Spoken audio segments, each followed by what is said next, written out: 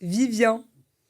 Eh bien, je suis Yesta. très contente de te recevoir, surtout qu'on se connaît un petit peu. Oui. T'as vu, maintenant, je dis bien ton prénom, Yesta. Oui, Avant, je il dis t'en a fallu des années quand même. Gesta. Bon, désolé, j'ai un petit peu la voix enrouée, Ouais, tu je me me suis dit, pardonneras, t'inquiète. mais ça va aller, J'aime ça bien va tenir. Johnny, j'aime bien ce que tu Allez, dégages. c'est parfait. Vivian, on va rentrer dans le vif du sujet. Est-ce que tu peux me dire un petit peu quelles sont tes dernières discussions WhatsApp? Les 5 dernières personnes, par exemple, avec qui tu as eu une discussion sur WhatsApp récemment. Alors, ma mère, Ouais. Macaloun, Sylvain. Sylvain, c'est un ami à moi, une sorte d'ange gardien je sais pas, c'est quelqu'un de très positif qui me dit tout le temps que il a comme des dons spirituels, tu vois. Ça va aller, Vivian, t'inquiète pas. Je fais des prières pour toi. Enfin, tu vois, voilà. Enzo, Enzo, de Colette. Enzo, tu ok, sais, des 50. d'accord. Là, j'en suis à combien? Un, T'as 2, 3. 3. Spectacle Corse Humour, parce que là, bientôt, je vais avoir un spectacle en Corse devant 2000 personnes. Un Donc, spectacle de quoi? un spectacle de. En fait, il va avoir. Attends, exactement, c'est. Attends. Ça fait quoi ton projet professionnel qui est actuellement dans les Anges, Putain, c'est je l'ai ça? plus. Ouais. En fait, je vais faire un spectacle en Corse et ils m'ont mis 10 minutes ou 15 minutes de one-man show. Donc voilà, je suis très stressé. Mais c'est Ouais, génial! je sais, Félicitations! mais je suis extrêmement stressé parce que. Waouh, c'est en Corse, c'est devant 2000 personnes. C'est là où tout a commencé, puisque moi, je pars de Corse. Ben oui, Et c'est. Waouh, j'espère que ça va le faire. mais c'est incroyable. Ouais. Et donc, du coup, c'était ton projet dans les Anges. Oui, c'était mon projet dans les anges. Et ça t'a fait évoluer? Euh, Est-ce que ça t'a appris des choses, du coup? Oui, oui, oui, ça m'a appris que moi je pensais que on le voit d'ailleurs, je suis pas à l'aise et je suis même pas drôle, je trouve, quand je fais mes petits sketchs quand par exemple la marraine elle me dit de faire les sketchs ici et là, je suis pas très drôle parce que en fait moi je suis plutôt fort dans l'impro, je suis drôle malgré moi, tu vois.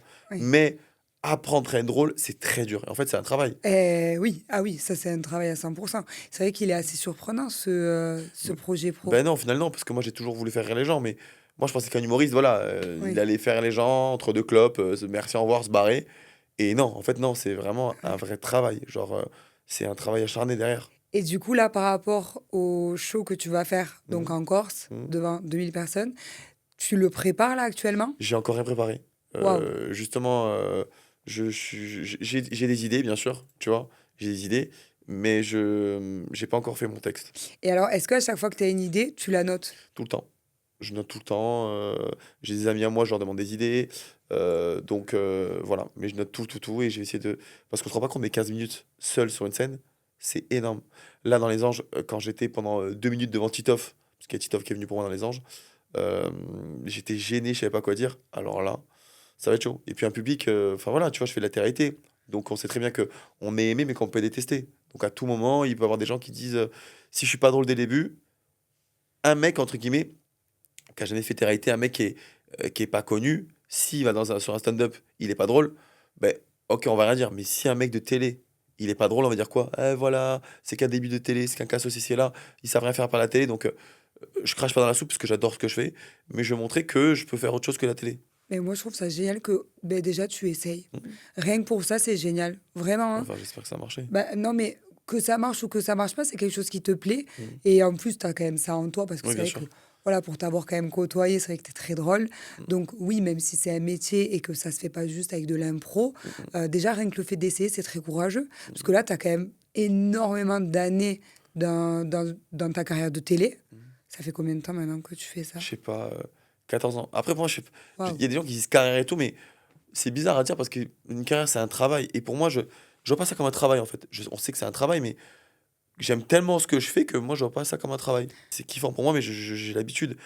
Et je vais essayer un petit peu, par exemple, tu vois, ce spectacle-là, c'est vraiment sortir de ma zone de confort. Ça me fait peur d'être sur scène. Je suis très stressé. Là, je vois le commentaire des gens, par exemple, pendant Les Anges.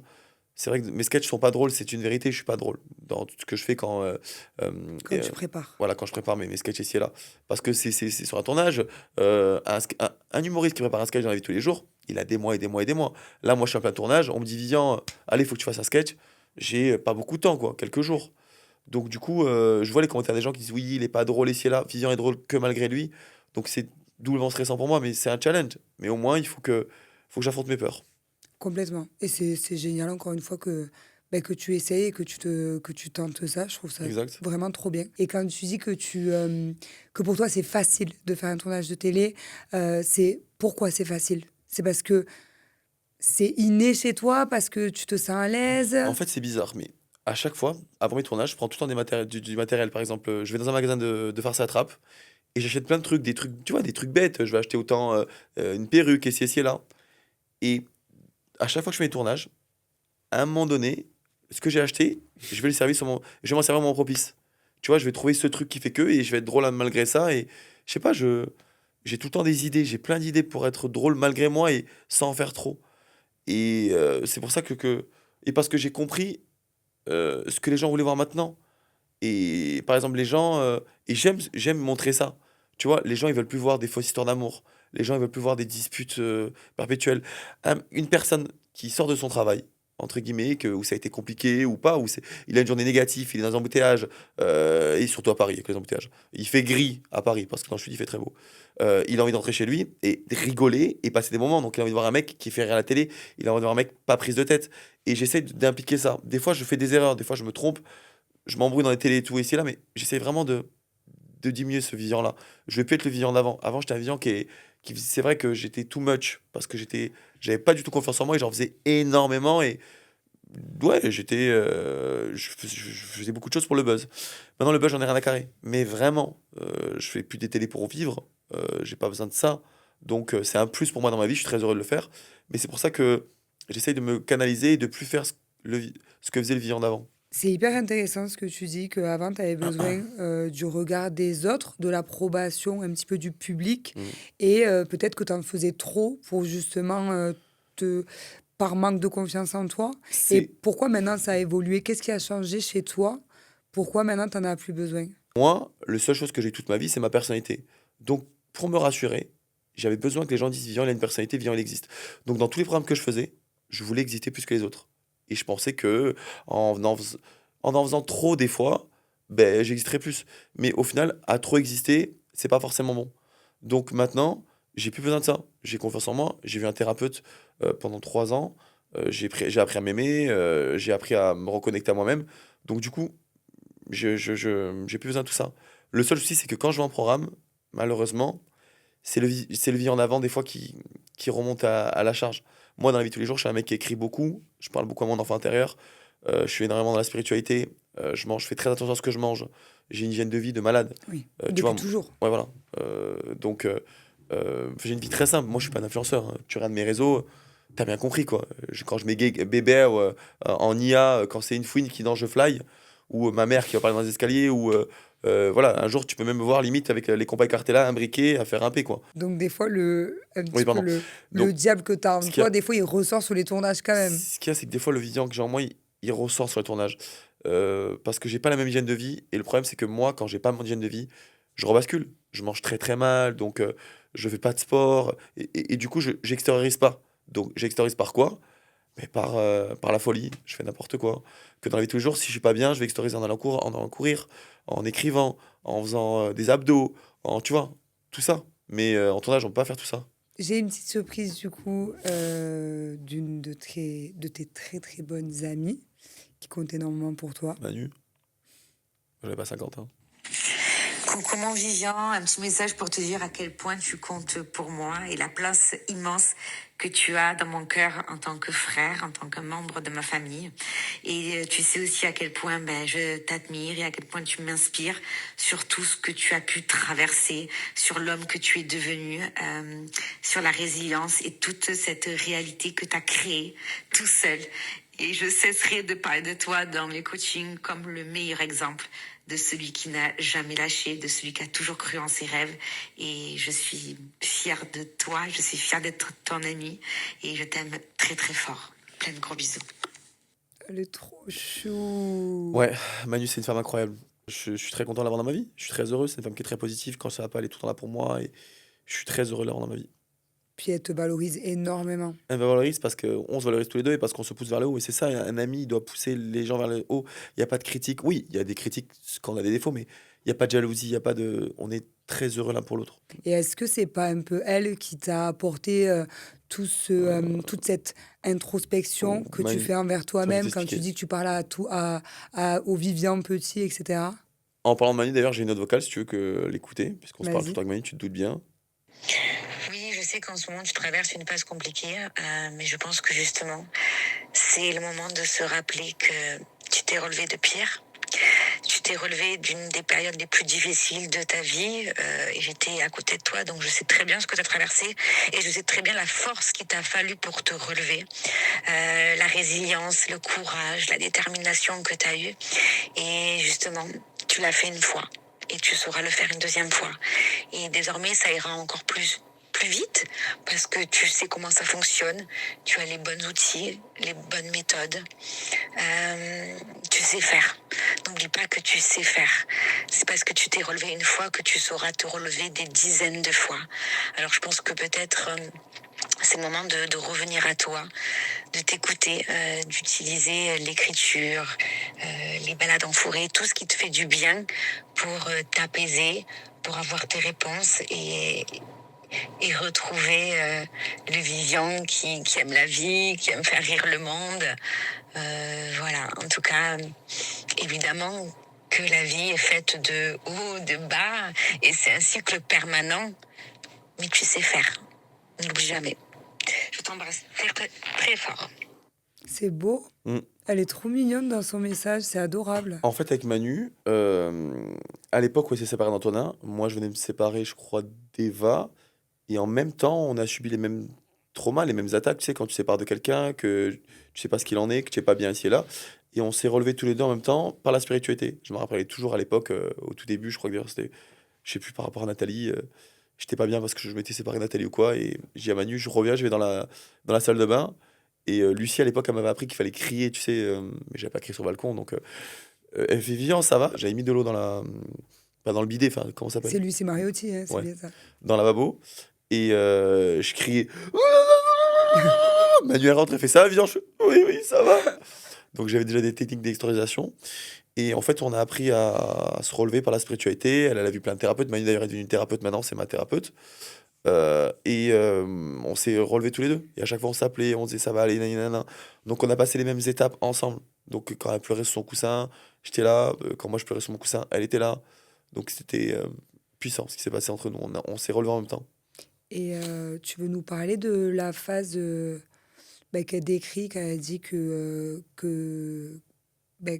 tu vas réussir à te relever, que c'est l'une des périodes les plus Ben, dures de ta vie. en ce moment, oui, c'est vrai que c'est très dur parce que voilà, les gens, ils pensent tous que parce qu'on fait de la télé, parce qu'on est influenceur, on a la belle vie ici et là. À un moment donné, déjà, je vais dire un truc, c'est que oui, il y a beaucoup d'influenceurs qui gagnent très bien leur vie, c'est vrai, mais l'argent ne fait pas le bonheur, il y contribue. C'est juste que voilà, on est tous humains, il y a des hauts, des bas, les sentiments, les relations, tout, il y a tout qui joue. Et quand tout tombe sur la tête, tu vois, donc c'est pas évident. Donc c'est pour ça que j'essaie de me reconstruire. En fait, je me suis perdu. Je me suis vraiment perdu, même dans ma vie de couple. Ce qu'il y a, c'est que moi, je suis un garçon que je sais pas pourquoi, mais je pense que de base, l'humain n'est pas fait pour être en couple. Je le pense sincèrement parce que si tu te mets en couple, ça veut dire que tu t'oublies. À l'époque, j'étais indépendant affectif. Ça veut dire que je donnais tout mon amour à tout le monde. Je me mettais à découvert pour les gens. Je donnais tout à tout le monde. Mais vraiment, tu m'appelais à 3 du matin, j'étais là pour toi. Et du coup, je m'oubliais totalement. Et pour être aimé par les gens, parce que j'étais très différent, j'offrais que des cadeaux. Donc j'achetais les gens par mon amour. Et je m'aimais pas. Et le jour où j'ai appris à m'aimer, je me suis dit, Vivian, plus jamais, jamais tu te laisseras pour les autres. Donc ça veut dire que dès que tu voudras faire dès que tu voudras faire quelque chose, tu le feras. Là, j'écoute tout le temps ma pensée première. Pour moi, ma pensée première, c'est Dieu qui est à travers moi. C'est Dieu qui m'envoie un message. La pensée première, ton instinct. Si tu écoutes ton instinct, en général, ça marche tout le temps, hein. Et du coup, c'est pour ça que je fais que des choses pour moi. Et là, le fait d'être en couple, ça m'a un peu bouleversé parce que d'un coup, je devais faire quelque chose pour quelqu'un d'autre que moi. Et du coup, je me délaisse, je me suis délaissé. Et j'étais perturbé par ça à ce moment-là. J'étais très perturbé parce que je m'oubliais. Et c'était problématique pour moi parce que il y a pas mal de personnes autour de moi qui me disaient que j'étais égoïste, mais au final, être égoïste, je ne pense pas que c'est être un défaut. Effectivement, je pense que la clé, c'est de se prioriser, en fait. Exactement, mais quand tu es en couple, tu peux pas te prioriser. Si, Tu tu peux. non, non, c'est faux. Si, Non, je pense que tu peux non, trouver un non, c'est équilibre où tu faux. te priorises. Non, c'est faux parce que tu es obligé de faire des concessions et tu le sais. Faire une concession, par exemple, c'est un truc bête. Moi, quand je viens d'aller voir un film, je vais voir mon film à moi. Que quand tu es en couple, tu dois faire une concession pour la personne. Et tu vois, par exemple, si tu as envie de manger ça et que la personne veut manger ça, ben, tu fais ça. Mais ça, plus ça, plus ça, plus ça, plus ça, à un moment donné, ben, tu vois, tu t'oublies, c'est automatique. Ah, moi, je pense que c'est peut-être dans les débuts que qu'on s'oublie un peu parce que effectivement, on veut faire plus d'efforts que nécessaire Peut-être, je sais pas. pour un peu plaire deux fois plus à l'autre. Mais finalement, une relation, c'est pas fait uniquement de concessions. Si c'est la bonne personne, logiquement, ça coule un peu tout seul. Et tu vois, par exemple, avec les années, je pense que peut-être, à l'époque, j'aurais pu faire, toi en plus tu connais Benoît, Mm. j'aurais pu faire l'effort, voilà, Benoît il va aller voir ce film, bon ben je vais voir ce film pour lui faire plaisir. Maintenant, avec le temps, bah, si j'ai envie d'aller voir ce film, lui il va voir le film qu'il veut et moi je vais voir l'autre. Tu vois, ça se lisse aussi avec les années À la peut-être. rigueur, avec les années, mais qui accepte ça? Qui accepte, quelle femme accepte au début qu'un homme, il ne fasse pas de concession? Ça n'existe pas. Après, il y a des concessions par amour que tu es heureux de faire et que tu as envie. Évidemment, si c'est quelque chose que tu n'as pas envie de faire, là, c'est là où ça rentre en C'est pour compte. ça qu'avec Cynthia, à un moment donné, c'était compliqué pour nous. C'est pour ça qu'on s'est séparés. Parce que je ne voulais pas faire certaines concessions. Parce que je me suis tellement oublié dans le passé que maintenant, je voulais me faire passer en priorité. Le problème, c'est que moi, dans ma relation avec Cynthia, ce qui est très dur, c'est que Cynthia, elle arrive à pas se perdre. Elle a son rythme de vie, sa qualité de vie. Elle arrive à faire son sport et c'est ci et là. Mais moi, je n'arrive plus à avoir ma qualité de vie. J'arrive plus à faire mon sport. Enfin, je fais mon sport, mais c'est pas comme d'habitude. D'habitude, moi, j'écris le matin, je fais mes abdos. Là, quand je suis avec Cynthia, j'ai que envie d'être avec elle le matin, de lui faire des câlins dans le lit. On se voit pas forcément beaucoup, Cynthia et moi. Mais, donc, du coup, on pourrait penser que j'ai plein de temps pour moi. Et oui, effectivement, elle me laisse beaucoup de temps. Mais moi, c'est comme si j'avais pas encore assez de temps pour moi. Alors que pourtant, j'adore être avec elle. Enfin, c'est bizarre, tu vois. Pour moi, je le dis. Pour moi, c'est bizarre ce que je veux dire parce que voilà, j'ai ma relation avec Cynthia et tout ici et là. J'ai eu, puisque je veux pas dire si avec Cynthia on est en couple ou pas parce que on est encore en diffusion dans les anges, donc je veux pas en parler. D'accord. Mais pour moi, un humain, il peut pas être libre s'il est en couple ou s'il a des enfants. Et c'est une réalité. C'est fou ce que je veux dire, mais c'est la pure vérité. Demain, toi qui as des enfants, tu dois donner 100% de ta vie, de ton âme à tes enfants. Oui. Donc tu t'oublies. Est-ce que je suis assez fou pour m'oublier pour une progéniture? Pas du tout. Alors, moi, pour moi, en couple, je pense qu'on peut être libre, mais effectivement, avec les enfants, je pense pas. Non, bien sûr. Et même juste psychologiquement, tu es plus libre dans ta tête. Même si, par exemple, demain, je pars en vacances toute seule pendant une semaine, je les ai dans ma tête, j'ai ma charge mentale qui ne changera pas. Donc, en fait, effectivement, Mais même, je comprends ton point de vue mais même totalement. l'amour, c'est beau. L'amour, c'est beau. C'est bien sûr. Avec Cynthia, je suis très heureux, c'est incroyable. Mais c'est vrai que tu souffres énormément. Au final, quand tu es célibataire, c'est une réalité. C'est fou ce que je veux dire, hein, mais c'est bizarre à dire, mais tu souffres moins quand tu es en couple, quand tu es célibataire. C'est une réalité parce que t'as pas ce stress est-ce que si, est-ce que là, comment elle va réagir, comment il va réagir. Il n'y a pas ces disputes parce que c'est logique les disputes quand tu es en couple, c'est normal. Donc pour moi, je pense que l'humain n'est pas fait pour être en relation. Je suis même sûr. L'humain n'est pas fait pour être en couple. Tu vois? Il y a eu Et Adam et Ève, mais je pense qu'il aurait dû avoir juste Adam et la pomme. Voilà, c'est tout. après, c'est peut-être que tu n'as pas trouvé la bonne personne. Non, parce que Cynthia est une très bonne Ah personne. non, Ah mais, non, ah non, mais Cynthia peut être une ah non, mais moi, excellente je le dis personne et et toi également, mais je le peut-être dis, pas ensemble. si c'est pas Cynthia, ça sera personne d'autre. Et je le dis, c'est vrai parce que Cynthia, c'est la femme parfaite. Elle est magnifique, elle est géniale, elle s'en montre partout, elle est incroyable. Mais c'est pour ça que j'ai mis dans ma tête que si ça ne marche pas avec Cynthia, ça n'existe pas, c'est que je suis pas fait pour être en couple. Et quand tu me parles de ta routine, quand Ouais. tu aimes bien écrire le Ma matin, skincare de la vie. non, mais quand tu aimes bien écrire le matin, après aller au sport, faire tes lives, etc. Pourquoi, tout simplement, quand elle fait je ne sais quoi, toi tu écris, pourquoi en fait tu n'essaies pas de concilier plutôt que de te dire non, il faut absolument que je sois seule pour réussir à faire ça? Pourquoi vous n'allez pas à la salle Parce que ensemble, faire votre sport ensemble si vous faites du sport tous les c'est deux? ça. Après, tu m'as dit aussi en off qu'elle aussi à l'époque elle faisait des lives. Pourquoi du coup vous en faites pas ensemble? Pourquoi vous n'essayez pas d'aménager ça à deux plutôt que d'être radical et de te dire moi, il faut que je sois seule à tout prix pour pouvoir faire ce que j'ai envie de faire? Ben, c'est ce qu'on faisait à un moment donné, Cynthia et moi. On faisait nos lives ensemble. Moi j'allais au sport, elle non, parce que voilà, maintenant elle a repris le sport. Et ça se passait très bien. C'est vrai que ça se passait très bien. Mais c'est bizarre parce que je, je sais pas, j'arrivais pas à être. Je me perdais un peu, tu vois, je me perdais. Mais c'est normal, quand tu es en couple, tu peux être comme tu es célibataire. Et Cynthia, c'est ça qu'elle me reprochait. Elle me disait, mais Vivian, t'es pas célibataire. En fait, D'accord. à un moment donné avec Cynthia, je me considérais en couple, mais dans ma tête, c'est bizarre, mais je me voyais pas à long terme. Enfin, oui, mais je me dis, ok, tu es avec Cynthia, mais dans ta tête, tu es quand même libre. Attention, je n'allais pas trop, je la trompais Oui. pas, jamais. Mais parce que pour moi, le mot couple, c'est synonyme d'appartenance. Et je trouve ça toxique. Il y a aucun humain qui appartient à aucun humain. Et quand je vois des vidéos qui dégoûtent, ouais, tu m'appartiens, Mm. tu es à moi ici et là. Et c'est dur parce que des fois j'avais des rechutes. Tu vois, par exemple, quand j'ai des débats avec Cynthia ou quoi, j'avais ce truc dans ma tête de dire elle m'appartient, c'est la mienne, elle a qu'à moi. Et ça, c'est toxique en fait. Elle appartient à personne, Cynthia. Je retiens quand même une chose, c'est que tu m'as dit, si c'est pas Cynthia, c'est personne d'autre. Mais non, parce que je le sais. Parce que Cynthia, vraiment, c'est la femme parfaite. Elle est tout ce qu'un homme rêverait d'avoir. Mais vraiment, hein. Donc, si c'est pas elle, ce sera jamais, ça sera pas une autre. Et j'avais vu, il me semble, sur les réseaux que à Noël, vous vous étiez séparés. Il y avait eu une première séparation, c'est ça? Oui, on s'était séparés à Noël.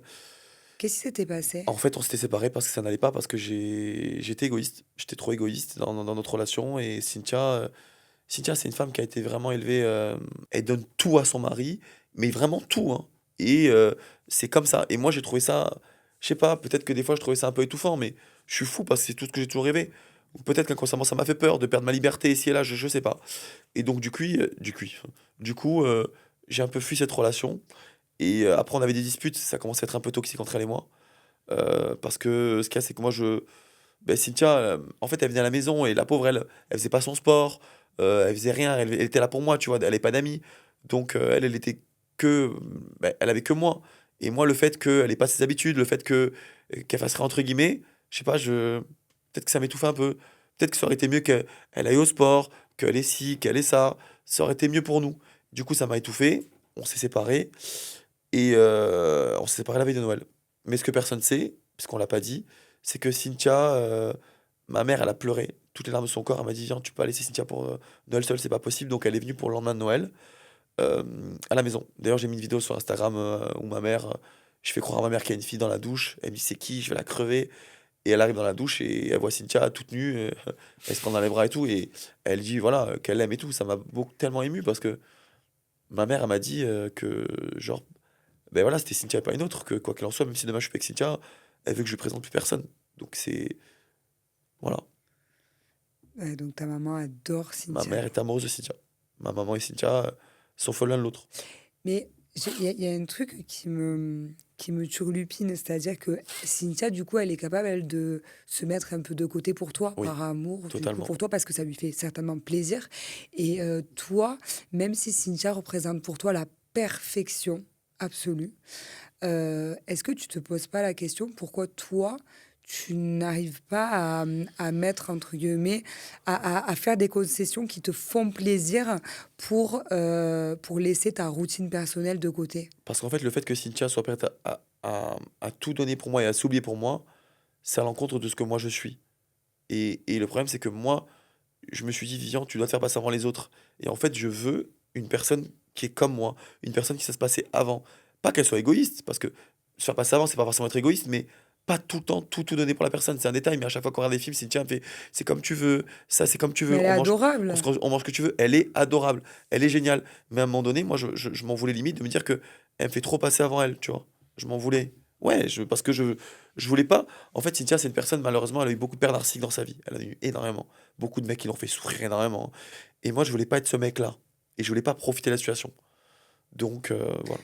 Donc là, Viviane, tu me dis qu'en face de toi, tu as une fille qui représente la perfection, Mhm, qui te donne tout, mhm, qui fait des concessions pour toi parce qu'elle est heureuse de les exactement. faire, Ouais. et ça ne te convient pas Non, finalement. c'est pas que ça me convient pas, c'est Ben que si, c'est que tu me dis clairement, je veux une personne qui soit comme moi. non, je veux pas qu'elle s'oublie.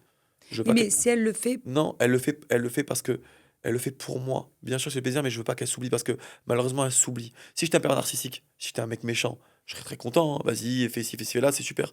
Mais moi, je veux que Cynthia elle me dise, Vivian, regarde, à un moment donné, on a commencé à le faire. Elle me disait, quand on s'était séparés, là, je suis allé à mon sport, là, j'ai fait ça pour moi, là, j'ai fait ça pour moi, et j'étais plus heureux du monde. T'as vu, Vivian, j'ai fait ça, j'ai fait mon truc, j'ai fait ci, j'ai fait là. J'étais super content. Parce que je veux qu'elle se fasse passer avant moi. Et c'est ça qui fait que un couple dure.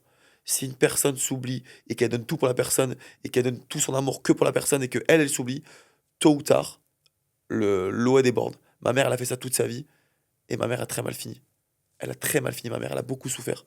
Et il est hors de question que j'ai cette toxicité pour accepter ça d'une femme en face de moi.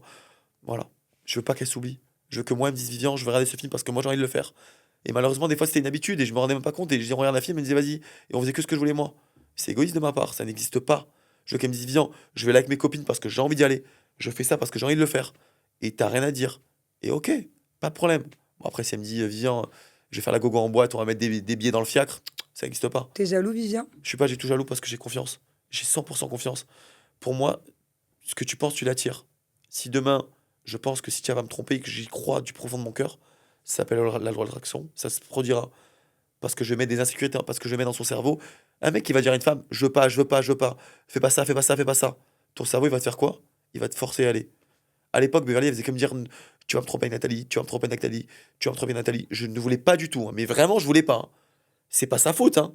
Mais mon cerveau, il s'est dit quoi? C'est bizarre, hein. Il avait envie de Nathalie. Et je l'ai trompé avec Nathalie. Tu vois, donc c'est fou. Et à l'heure actuelle, du coup, c'est quoi ta relation avec Beverly d'ailleurs? Avec Beverly, j'ai des messages d'ailleurs. C'est vrai? Ouais. Donc vous vous êtes réconciliés parce que apparemment tu l'avais trahi dans une émission. Je peux pas en parler. Vous allez voir si on s'est réconcilié ou pas dans la nouvelle aventure qu'on a fait, D'accord. qui est une aventure extraordinaire, casting de fou furieux. Ça a été vous allez voir, le meilleur tournage qu'on a fait de notre vie C'est vrai? en montagne russe. Ouais, vraiment, on a été extraordinaire. Mais vraiment, vraiment, vous comprendrez pourquoi. Et là, d'un coup, d'ailleurs, j'ai envoyé un message à la sortie du tournage. J'ai hâte de voir la diffusion de notre tournage ensemble. Je t'avoue que quand je t'ai vu, j'étais très stressé. Donc Beverly, elle m'a dit, moi aussi, hâte de découvrir cette diffusion. Je suis très contente d'avoir partagé ce tournage avec toi. Je t'avoue qu'au début, c'était pas trop le cas. J'appréhendais un peu. Beverly, ce qu'il faut savoir, c'est que moi, j'ai appelé toutes les. En fait, elle m'a bloqué la parole pendant. À l'époque, on a fait une émission ensemble où je l'ai trahi. Elle m'a bloqué la parole. Elle m'a bloqué de partout. Elle m'a bloqué de mes mails, de mon Instagram, de ci, de là. Je pouvais plus lui parler. Donc, du coup, j'ai dû appeler des productions dans les télés qu'elle faisait. Rien à voir en plus, hein. The Cerveau qui n'a rien à voir. J'ai appelé la prod, j'ai dit je veux venir. Il faut que je parle à Bev. Ils m'ont dit viens, ça n'existe pas, c'est un programme sur le cerveau. Je dis c'est pas grave. T'inquiète pas, je viens, cash. Je suis allé à The Cerveau. Elle a pas accepté mes excuses. Il y a une productrice qui m'a appelé, qui m'a dit viens, j'ai un programme pour toi de fou furieux. C'est génial. Tu vas voir, il y a une surprise pour toi là-bas. Aie confiance en moi. Ça peut être incroyable comme très compliqué, mais ça va le faire. Je savais pas ce que c'était. Et quand je suis là-bas, j'ai vu Beverly. Et j'ai compris. Incroyable. C'est incroyable. Mais vraiment, cette aventure, c'est l'une des plus belles aventures de ma vie. C'est un casting de malade. C'est incroyable. Carla Moreau, Kevin Gage, Maïsan, Emin, Vivian Beverly. Enfin, c'est dingue. Vraiment. Et ça veut dire du coup que Beverly, elle a un petit peu, enfin, elle a accepté de le faire avec toi. Donc c'était un pas qu'elle faisait vers toi. Non, pas, elle savait pas. Elle savait pas que j'allais être là. Comme je savais pas qu'elle allait être là. Parce que je sais que cette amitié avec Beverly, c'est une amitié qui comptait énorme, enfin, qui Oui, compte énormément pour toi. C'est oui. une amitié en plus après une histoire d'amour. Et donc j'imagine que ça a été dur quand même pour toi, le fait qu'elle t'ait bloqué, qu'elle te parlait plus pendant de nombreux mois, Un an. pendant un an. Comment t'as vécu ça? Ça a été très dur, mais je peux m'en vouloir quand même. J'ai privilégié le buzz plutôt que notre amitié. Et c'est la vérité. J'ai privilégié le buzz plutôt que notre amitié. Alors que tu savais qu'elle allait potentiellement t'en vouloir. Mais c'est normal. En fait, les gens ils comprennent pas sur les réseaux parce qu'ils disent ça va, sur les réseaux ça va, c'est qu'une télé, c'est là. Mais c'est pas une télé. Beverly et moi, on est amis dans la vie de tous les jours. C'est comme si toi, demain, tu es avec ta meilleure amie en télé et d'un coup, tu l'élimines. Ça n'existe pas. Donc, je comprends tout à fait sa réaction. Et ça a été dur parce qu'elle a refusé de me parler. En fait, elle a été blessée parce que c'est moi. Beverly, j'ai tout le temps été là pour elle. Quand à l'époque, avec son ex, père narcissique, ça n'allait pas, j'étais là pour elle. En fait, c'est bizarre à dire parce qu'on n'était pas fait l'un pour l'autre en couple, mais en amis, on est comme des âmes sœurs jumelles. C'est bizarre, mais c'est comme ça. On se correspond totalement. Et là, le fait que moi, je la trahisse, c'était très compliqué pour elle. Et Tu je peux comprendre. regrettes? Mais je regrette énormément parce qu'encore une fois, c'est ce que je te disais, des fois, je fais passer le show avant qui je suis. Au final, j'ai voulu faire passer le buzz avant Beverly et c'est pas cool, c'est pas bien. Et c'est pour ça que je me suis promis de plus jamais faire ça, en fait. De plus jamais m'oublier pour le show. Ouais. Oui, parce que en fait, il faut vraiment dissocier entre les réelles amitiés et en plus que tu as depuis de nombreuses années. Et en plus, si tu dis des mots aussi forts de âme Mm, sœur, mm. c'est que effectivement, Non, mais c'est réel. Je peux pas comparer Beverly à une amitié de tournage. La plupart des gens de tournage, tu sais très bien, c'est des gens, il y en a qui viennent pour bien travailler. sûr, Voilà, ils viennent pour travailler. Dehors, à l'époque, moi, je donnais mon cœur à tout le monde. Je venais pendant les anges et tout. Et là, je voyais des gens que j'aimais de tout mon cœur. Et à l'extérieur, ils me donnaient plus l'heure. Donc à un moment donné, je fais, tu sais quoi, Vivian, il n'y a pas de problème. Fais tes tournages, tu fais comme si tu partais en vacances avec des collègues. Et après, tu as ta vie de tous les jours, tu reprends ta vie. Mais sauf que dans ma vie de tous les jours, j'ai pas beaucoup de gens de télé que j'intègre dans ma vie de tous les jours. Et Beverly, elle en fait partie. Donc c'est pour ça que c'était très dur pour elle. Et là, on a fait donc du coup une aventure ensemble qui arrive prochainement. Et voilà, ça a été les montagnes russes. C'était très compliqué pour nous deux. Et voilà, je peux pas vous dire si avec Beverly on se reparle ou pas, vous allez le voir prochainement. Mais en tout cas, c'était intense, quoi. j'ai une petite surprise de Beverly Hein? qui a une petite question à te poser. Coucou Vivian, bon ben tu me reconnais, j'ai pas besoin de me présenter. Alors j'ai une question qui me tient particulièrement à cœur pour toi. C'est quoi ton plus gros regret et pourquoi? Et s'il te plaît, me dis pas, j'ai pas de regrets. Voilà. Mon plus grand regret, c'est de pas avoir pu sauver ma mère plus tôt. Voilà. À un moment donné, quand j'appelais ma mère, qu'elle était partie en Bretagne, une personne l'avait exilée de tout le monde. Et je disais, reviens, maman, ça va, pourquoi tu vas aussi loin et tout. J'ai pas réussi à la sauver. Et j'ai pas réussi à la sauver. C'est comme si j'étais pas là pour elle. Et j'arrivais pas. J'y arrivais pas. Peu importe ce que je disais, elle ne m'écoutait pas. Et peut-être que j'aurais dû faire les choses différemment. Je regrette par rapport à ça. Elle a été sauvée, mais un an plus tard. Mais un an, c'est long quand même, hein. Donc voilà. Et du coup, moi, à l'époque, quand je vous ai connu avec Beverly, je sais que ta maman était très, très, très présente dans ta vie. Et également avec Beverly, enfin, elle s'entendait super bien et tout. Et du coup, maintenant, aujourd'hui, quelles sont tes relations avec ta maman? Est-ce qu'elle est toujours aussi présente dans ta vie? C'est pas du tout un Non, non, reproche et bien je trouve sûr. ça génial. Du coup, comment ça se passe? Je sais que tu la mets quand même souvent en avant, même Mm. sur tes réseaux. Ma mère et moi, on est moins proches qu'avant, parce qu'avant on vivait ensemble, j'étais tout le temps avec elle Oui, 24 c'est sur vrai. 24. Et en fait, à l'époque, il fallait que je prenne mon envol.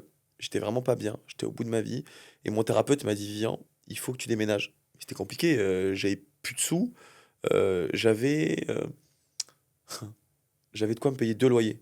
J'avais 2500 € sur mon compte, je crois. Pourquoi? Qu'est-ce qui s'était passé J'avais dépensé tout mon argent dans les bêtises, les vêtements, les voyages. Voilà, tu vois. Tu sais, ben, à un moment donné, tu veux kiffer, quoi. Moi, toute ma vie, j'ai gagné 1100 € par mois. Donc, quand j'ai bien commencé à gagner ma vie, je me suis dit, ça y est, Vivian, c'est limité, fonce. Mais en fait, c'était pas limité. Quand je suis retombé à 600 € par mois, ça m'a fait bizarre, tu vois. Oui, effectivement. Donc, du coup, d'ailleurs, je l'ai dit, c'est pour ça que. Ben, c'est pas pour ça, mais déjà, moi, je voulais prendre mon appartement. Ma mère elle me disait non, reste à la maison parce qu'elle s'inquiétait pour moi. Donc du coup, moi je voulais payer un loyer à ma mère, mais elle voulait pas. Donc en fait, tous les matins, je faisais les ménages avec elle pour l'aider parce que ma mère, c'est une maman italienne, elle veut vraiment pas du tout d'argent de son fils. C'est pas possible pour elle, ça n'existe pas. Donc voilà. Et mon thérapeute, il m'a dit viens, faut que tu déménages parce que sinon tu vas dépérir. Faut vraiment que tu déménages. Parce que je me perdais en fait. J'étais chez moi, ma mère elle me faisait tout, le ménage, j'étais un petit pacha. T'avais quel Les âge, du coup? vêtements, ben, j'avais euh, 30, 30, attends, 30, ouais, quand même, hein. 31 ans, je crois. Oui. T'avais Donc, jamais vécu sans ta maman? non, oui, oui, à un moment donné, quand elle était partie, mais pas comme ça. Et donc, du coup, mon thérapeute, il m'a dit, viens, c'est simple, c'est soit tu déménages ou soit j'arrête de travailler avec toi. Et mon thérapeute, c'est lui qui me sauvait la vie. Donc, j'étais au plus mal. C'était comme mon médicament, il me permettait d'être la meilleure version de moi-même. J'ai déménagé. Euh, au départ, c'était ma mère et mon frère qui devaient m'aider à faire le déménagement. Il m'a dit, non, tu vas tout faire tout seul. Et j'ai loué un camion, j'ai tout fait mon déménagement tout seul. Il m'a dit, tu comprendras pourquoi. Et en fait, j'ai fait mon déménagement tout seul. Je me rappelle, je montais les allers-retours, j'étais au 6e étage. Je montais, je descendais, je prenais mes meubles tout seul ici et là. Et à la fin, je suis rentré dans mon appartement et j'ai pleuré. Quand j'avais mon lit et tout, et j'ai dit, ça y est, je suis chez moi. Et j'ai fait tout seul, j'ai besoin de personne en fait. J'ai fait tout ça pour moi parce qu'à l'époque, j'ai tout le temps été assisté. J'ai tout le temps été un enfant assisté parce que j'étais un enfant d'affection, donc j'avais tout le temps ce besoin qu'on soit là pour moi, omniprésent. À l'époque, j'avais tout le temps les gens qui faisaient tout pour moi. Et quand j'ai fini par mettre la housse de lit, j'ai pleuré. Et j'ai dit, voilà, Vivian, c'est la première fois que tu fais vraiment quelque chose pour toi et tu as besoin de personne et c'est extraordinaire. En fait, ça t'a fait du bien. Ça m'a fait du bien. Et, Et du coup, je suis resté dans cet appartement. J'étais à la Joliette, à Marseille. J'étais le plus heureux du monde. J'allais tous les jours à Noailles. Je mangeais mon couscous à 10 euros. Je prenais mon thé marocain, parce que j'adore la nourriture marocaine, c'est ma vie. Je vivais, je prenais mon Vélib, j'étais seul. J'ai vraiment appris à vivre à ce moment-là. J'étais le plus heureux du monde. Et depuis, t'es toujours J'ai, seul. Enfin, t'es et jamais retourné chez maman. non, je suis jamais retourné chez maman, mais depuis, j'ai toujours été très seul dans ma tête. Et cette solitude, de me dire que la paix intérieure, c'est la solitude avant tout. Et je diminuais les appels avec ma mère parce que j'avais besoin de me guérir. Vraiment, j'étais vraiment pas bien. Et quand ma mère m'appelait, je voulais pas lui montrer que j'étais dans le mal.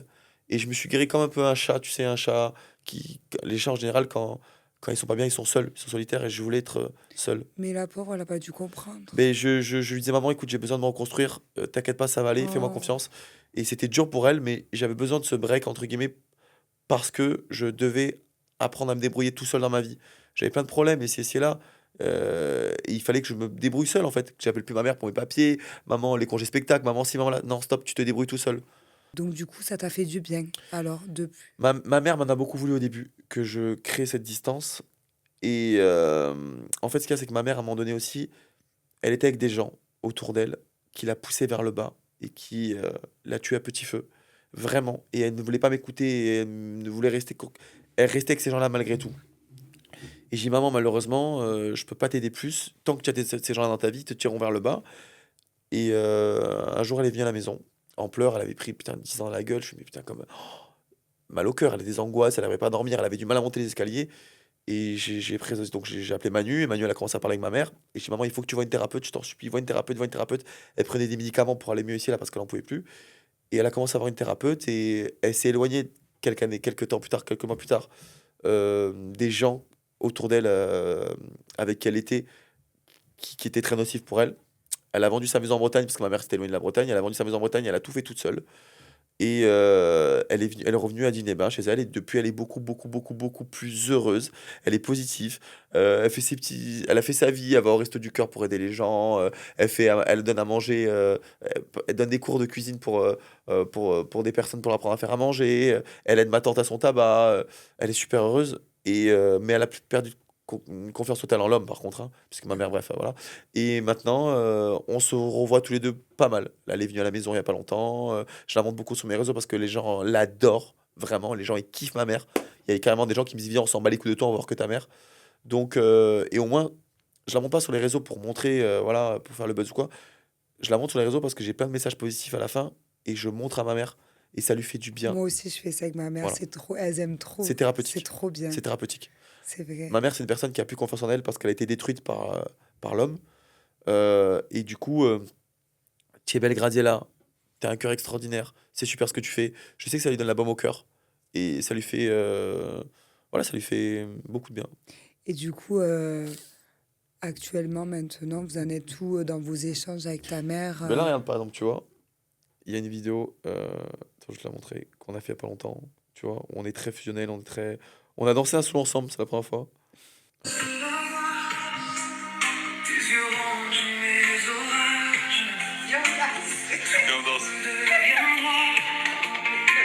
On n'a jamais dansé tous les deux. Oh, Dans le mignonne. slow. Un slow. Donc, Elle est trop mignonne. Comme il faut. donc voilà, ça fait très plaisir de l'avoir comme ça. Elle a été sauvée et on a réussi à la sauver. Et j'ai dit à Ça a Manu, l'air ému. ouais, parce qu'il y a quelques années de ça, j'ai dit à Manu, je suis en train de perdre ma mère, elle va mourir. Parce que je savais que la maladie allait la tuer ici et là, et que c'est son cerveau qui embêtait là-dessus. Et là, j'ai rappelé Manu il y a pas longtemps, j'ai dit, ça y est, elle a été sauvée en fait. Elle a vu un thérapeute, et elle a été sauvée. Et je pars du principe que quoi qu'il en soit, moi je pense qu'on devrait tous voir un thérapeute pour se sauver, c'est là la clé de la guérison, de la guérison, pardon. Et, et voilà, c'est cool de la voir heureuse, c'est cool de la voir. Je suis très heureux de la voir comme ça. Elle a rajeuni, elle a perdu du poids. Et je suis très très content. Quand elle vient chez moi, je veux qu'elle soit. Ma mère, elle a toujours tout payé pour tout le monde. Je veux qu'elle paye rien, donc elle sort pas un euro. Euh, et je veux qu'elle en fasse le minimum. Je veux pas qu'elle fasse le ménage tout le temps, alors qu'elle fait tout le temps et tout ici et là. Je fais exprès que la maison soit propre, comme ça au moins. Elle est bien. Elle va à la plage, on promène, on va à Noailles ensemble à Marseille. Elle discute avec les gens. C'est une personne très simple. Et j'essaye d'avoir son aura. Et je fais tout pour lui ressembler. Je suis très heureux de la personne qu'elle est devenue. C'est une personne qui a souffert toute sa vie et je suis très heureux que... C'est la première fois que je vois ma mère heureuse. Je n'ai jamais vu ma mère heureuse, vraiment. J'ai jamais vu ma mère heureuse. Ma mère, c'est une femme qui a travaillé toute sa vie, qui se levait à 4 heures du matin pour aller vendre des cacahuètes. À l'époque, c'était des gâteaux corses. Elle faisait des foie gras, elle faisait à chaque saison des trucs pour vendre, pour qu'on achète notre maison. Elle travaillait à la poste, elle faisait les ménages. Bref, ça a été, je crois, une bonne toute sa vie. Et je suis heureux que là, elle soit à la retraite, qu'elle va s'acheter sa maison, qu'elle soit heureuse, tout simplement. Ça me fait beaucoup de bien. Beaucoup de bien. C'est beau la bienveillance que tu as envers elle. Ben, c'est ma mère, c'est normal. Ouais, Et puis mais c'est. pas tout le monde a cette bienveillance pure envers son parent comme Ouais. ça. Et ouais, je te sens trop Je suis touchée. content, je suis très content. Voilà. Là, on va partager. Je sais qu'on va partager des choses ensemble, elle et moi. euh, Prochainement, si on part en vacances ou pas. Je sais qu'on. Voilà, c'est bien, on a des projets ensemble ici et là, mais je suis content parce que elle est heureuse, même sans moi maintenant. Parce qu'avant, ma mère n'arrivait pas à être heureuse sans moi. C'était très dur pour elle d'être séparée de moi. Et là, maintenant, elle a sa vie. Elle est très heureuse. Elle fait ses petits trucs, elle m'appelle quand elle va marcher, elle va ramasser ses pommes, elle va aux champignons, voilà. Et c'est cool. Je suis content pour elle. Je suis très heureux qu'elle s'en soit sortie. Je suis très heureux. D'ailleurs, j'ai un message que ma mère m'a envoyé il y a pas longtemps. Tu veux l'écouter? Ouais, Oui, ça a été très très très dur pour moi de me sauver. Je sais qu'à un moment tu m'as dit c'est où je pars, où je reste, là-bas et je meurs. Et puis il y a comme une petite flamme de quelqu'un que j'ai aimé beaucoup, c'est une personne âgée que j'ai beaucoup beaucoup aimée, qui m'a dit de rentrer et d'arrêter. Grâce à tout ça, je suis rentrée. Je me suis battue tous les jours, je me suis battue pour survivre. C'est vrai que toi, tu as été dur avec moi par moments, mais je pense que c'était la seule solution que tu sois comme ça avec moi. Et puis, j'ai fait plein de choses. J'ai fait plein d'activités. Je me suis inscrite au Resto du Cœur, au Secours Populaire. J'ai fait de l'aquagym, j'ai fait de la gym. J'ai marché. J'ai essayé d'occuper ma tête.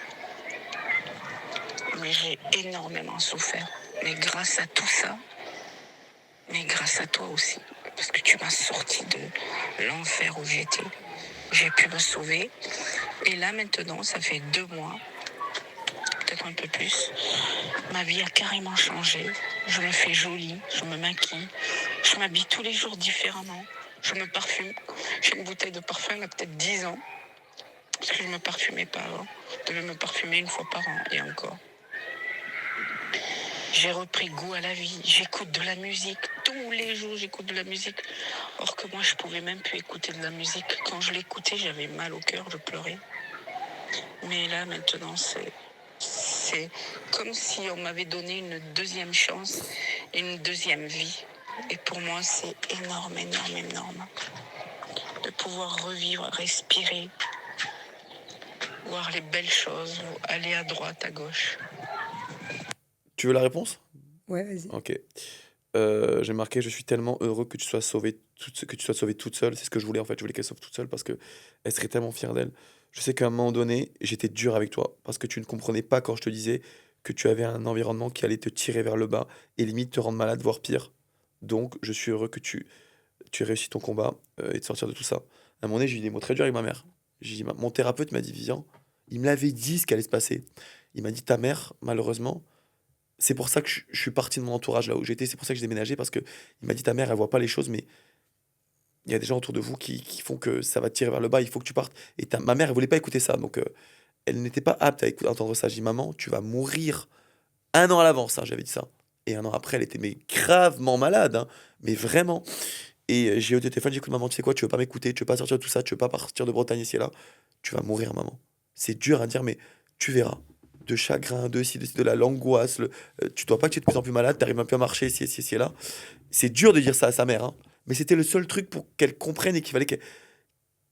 Quand tu es, quand tu es dans un entourage toxique, dans les bras d'un père narcissique ou quoi, tu te rends pas compte en fait, tu te rends pas compte que c'est. Tu as l'impression que. C'est bizarre parce que ma mère était entourée d'une personne et elle me disait, mais Vivian, il me guérit parce qu'à chaque fois, il m'amène à l'hôpital, ici, il me donne des médicaments. J'ai dit, maman, mais le problème, c'est que la personne qui te guérit, c'est ton agresseur à la fois. Si demain, je vais frapper une femme tous les jours, je vais la cogner tous les jours, mais que je vais l'amener à l'hôpital, ok, je vais la soigner, mais c'est moi qui va la frapper. Ouais, c'était vraiment une tape et une caresse En fait, derrière, quoi. c'était quelqu'un qui détruisait ma mère, qui la détruisait, mais que derrière, il donnait l'affection. Parce que ma mère, c'est une personne qui était beaucoup en manque d'affection. Donc, du coup, je veux pas dire qui est la personne. Donc, voilà, Hmm. c'est une personne très, très, très proche de ma mère. Donc, du coup, c'est pour ça que elle ne voulait pas ouvrir les yeux. Et mon thérapeute, il m'a dit, Vivian, malheureusement, moi, je vais aller là-bas, je voulais tout casser ici et là, mais il m'a dit, ça sert à rien tout ça. Tant que ta mère n'a pas le déclic, ça marchera pas. Et je savais que le jour où elle viendrait à la maison, elle serait sauvée. Mais elle s'est sauvée toute seule, c'est pas grâce à moi. Quand elle dit, viens, c'est toi, c'est faux, elle est Mais venue, elle s'est sauvée toute seule. C'est pas moi qui l'ai sauvé, ma mère. Ça serait faire passer pour un super-héros, c'est faux. J'étais là pour elle, oui, mais c'est elle qui a fait son déménagement, qui a payé son déménagement plus de 8 000 € à l'époque. C'est une somme pour ma mère, hein. Elle voulait le payer elle-même. Elle voulait même pas que je le paye moi. J'ai dit, je te le paye. Elle m'a dit non, je paye mon déménagement. Viens, c'est moi, tu ne payeras rien. Elle est venue, elle a posé ses affaires à la maison, puisque j'ai mis toutes les affaires du déménagement à la maison. Elle est retournée chez sa sœur, puisqu'elle a vécu chez sa sœur en attendant. Et là, elle s'est acheté une maison. Elle s'est racheté une maison à Dieu-les-Bains. Et je suis fier d'elle. Elle s'est payée une maison. Ma ouais, mère, c'est ouf. voilà, elle a sué pour avoir cette maison.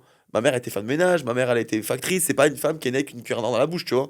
Elle s'est battue pour cet argent et elle a payé sa maison sans crédit. C'est incroyable. En tout cas, tu as vraiment une très belle relation avec ta mère. Vous avez tous les deux Oui, ouais, ben oui, c'est beau. oui. Tu veux que je Mais l'appelle? non, mais par contre, Ah, tu veux que je j'aime. l'appelle? Non. Non, mais parce que je la connais en Ouais, plus. Et je vois la je relation que vous sais. avez ensemble et je trouve ça magnifique. Et j'espère que j'aurai une très forte relation comme ça avec mes enfants d'ailleurs Mm. plus tard.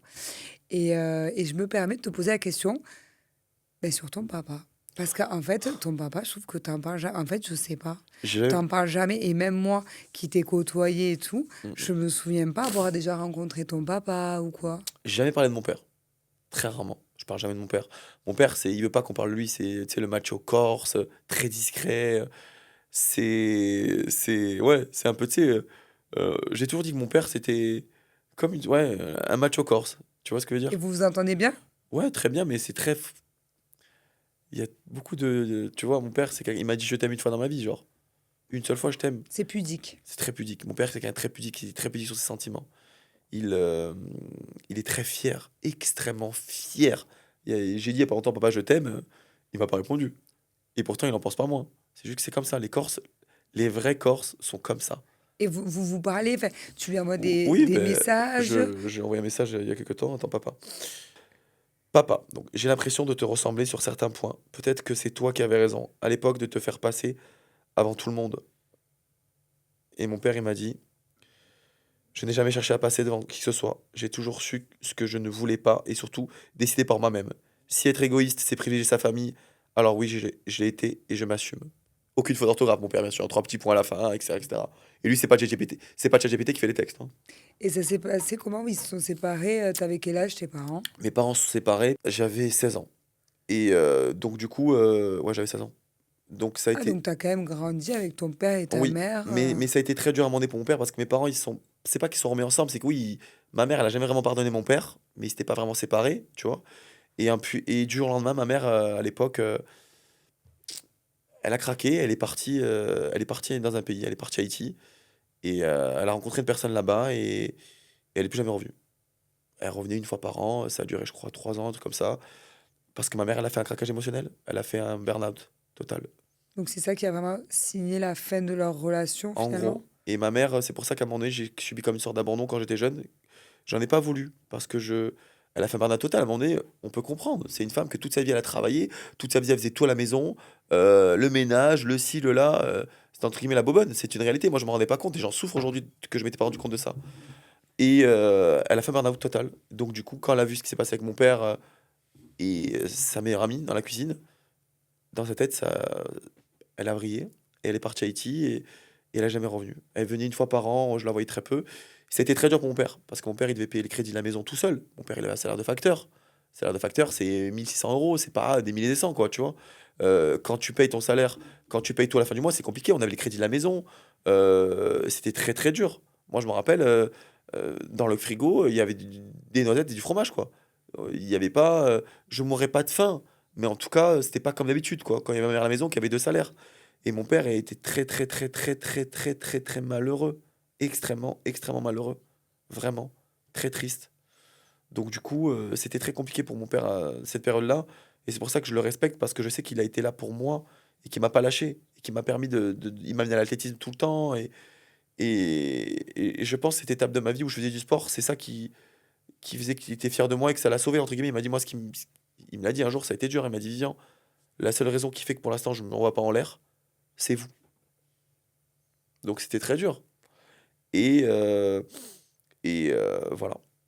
Mais mon père et moi, on a toujours eu cette relation très fière. Voilà. Mais c'est quelqu'un de très droit, très respectueux, très qui va au bout de ses idées. Il en a rien à foutre d'avoir tout le monde à dos. Si lui, il dit blanc, c'est blanc. Et il s'en tape de tout le monde. Et il est pas du tout comme moi. Il n'a rien à voir avec moi. Il est blond aux yeux bleus, voilà, très instruit. Tu l'écoutes, on dirait l'oncle à Charlemagne. Il emploie des mots que je comprends pas tout le temps. D'ailleurs, à l'époque, il rigolait parce que Beverly, elle comprenait rien à ce qu'il disait. Parce que mon père, il emploie des mots voilà, de la haute. Du coup, tu ressembles à ta mère. Je ressemble à ma mère sur tous les points, bien sûr. Mais je suis devenu égoïste comme mon père, au final. Et je trouve que c'est une bonne chose. T'as qui d'autre comme très bon ami? Peut-être J'ai des garçons, j'ai t'en as Enzo. aussi. Ouais, j'ai Enzo Dersko, le dernier message que j'ai écrit à Enzo.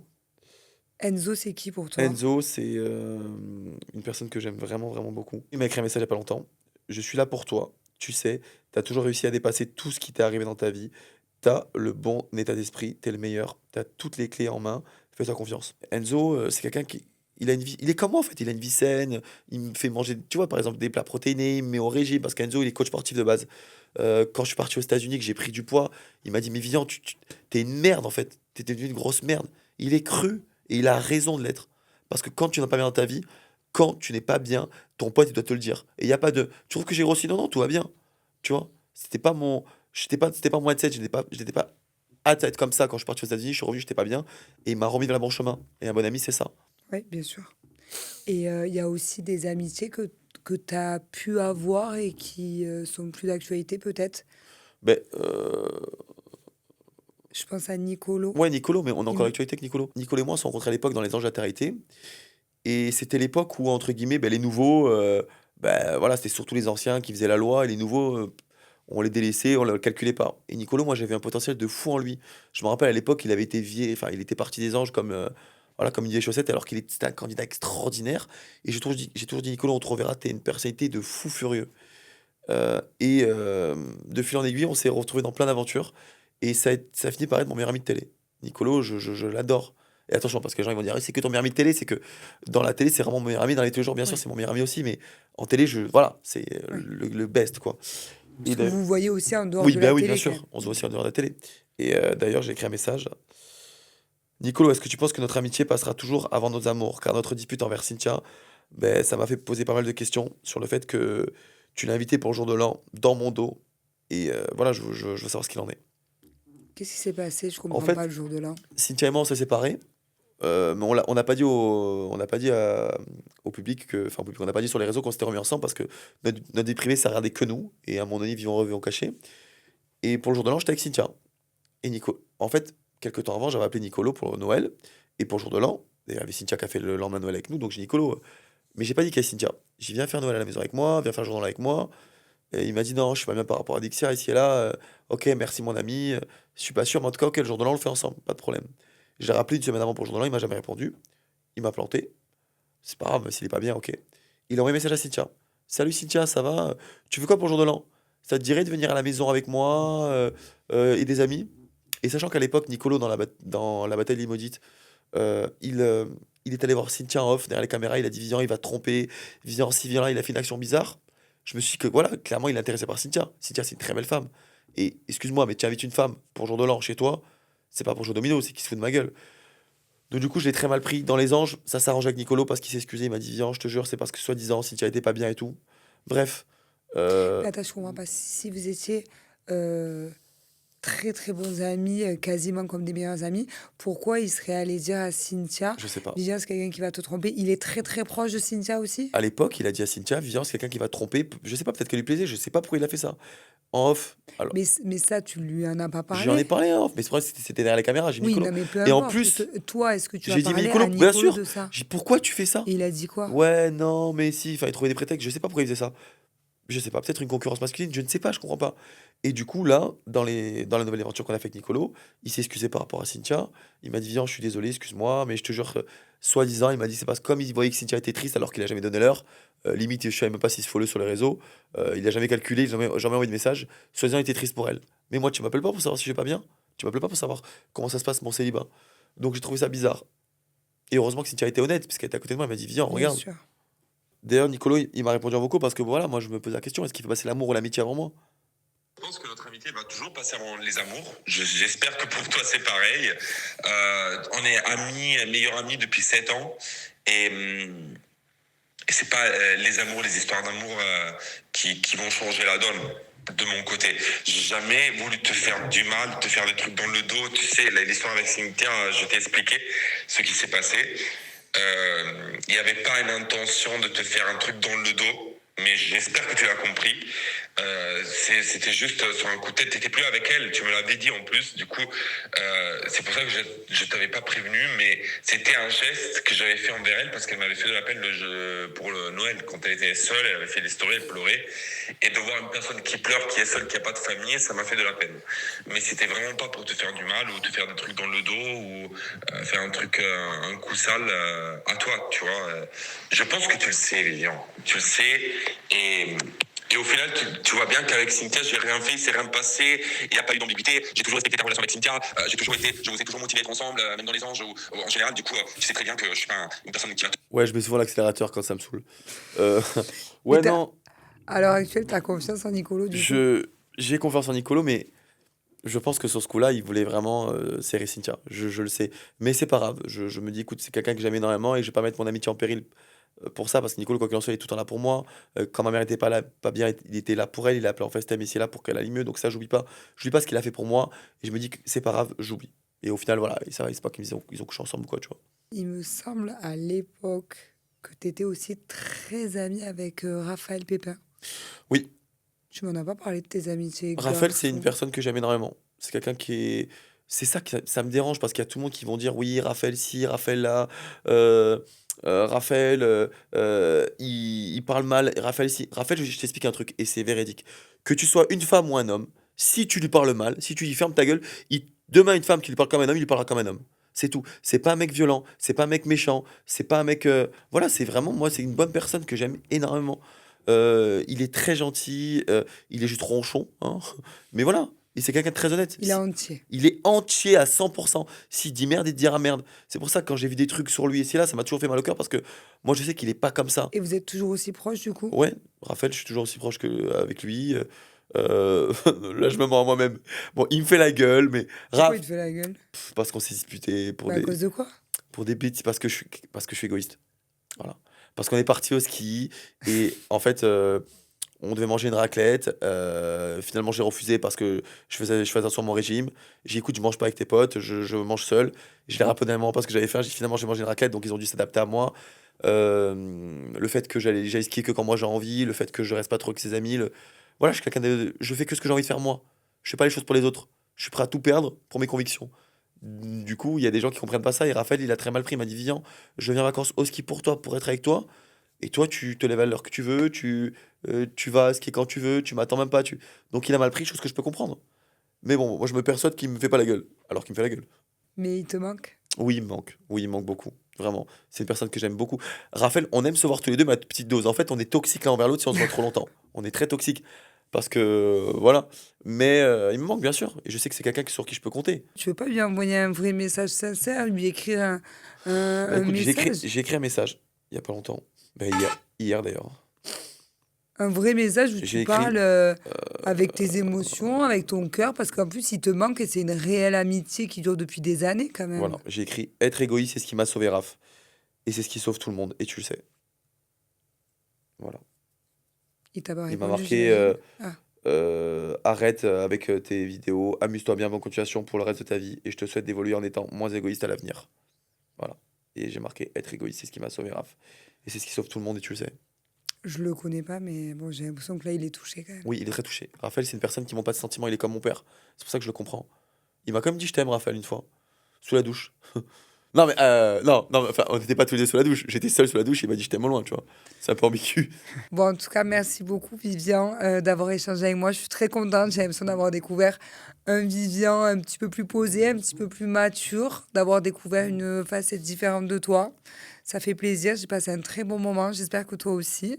Merci. Je te dis la vérité, j'avais des a priori de me dire ouais, c'est Gesta qui va m'interviewer parce que non, je suis avec Yesta, pardon. Parce que quand même à l'époque, tu vois, je me dis bah, t'étais une collègue à moi et tout, mais je trouve que franchement t'es super bien dans ton rôle et que t'as évolué et on évolue tous et je suis Oui. très contente que bah, que tu sois devenu qui tu es maintenant, tu vois. Merci, c'est gentil. Et comme quoi dans la Vivian. télé on peut évoluer. Ben, merci d'avoir été vrai et à bientôt tout le monde.